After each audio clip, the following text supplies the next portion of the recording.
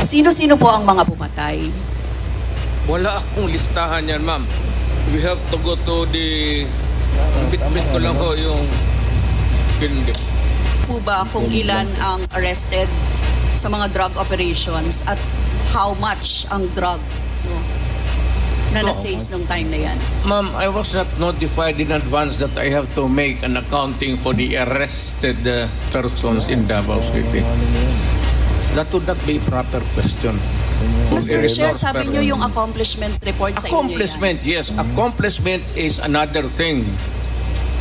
But is it to ask for the number of arrests or killings, that would be a stupid question. First blood.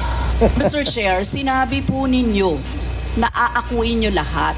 E di syempre may accounting din kayo, Mr. Chair. At kabisado nyo, kahit nga kabisado ninyo kung ilan ang